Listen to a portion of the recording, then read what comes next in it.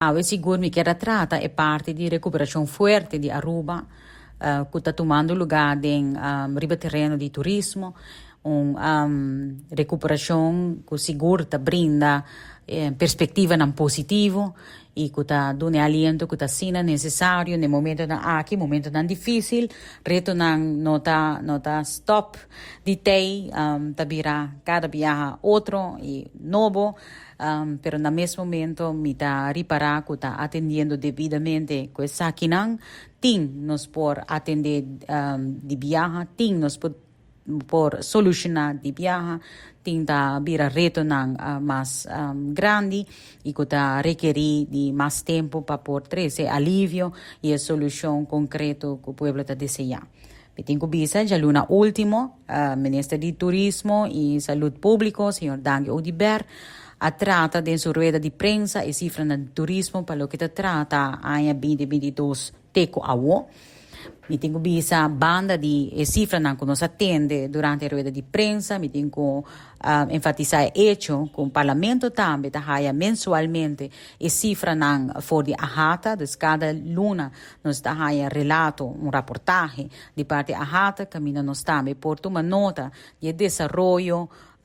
riba del terreno di turismo, que para lo que te trata nos hotel minister di turismo te trata cifra por ejemplo di AAA, di ATA, pero junto bobo visa sì cifra di ultimo luna te mostra una recuperazione hopi fuerte riba terreno turistico. Te trata cifra que te dona nos vista quanto visitantes llegan a nos isla de un luna, por ejemplo, quanto non te gasta, quanto dia non te queda, etcétera, etcétera. Mi tengo visa para lo que te trata nos airport, nos por mira un crecimiento consecutivamente di cantidad de visitantes. Seguro, e comparação que está queda assim com o ano recorde de 2019, tá pone a nós com desarrollo, está brindando uma visa anteriormente uma perspectiva assim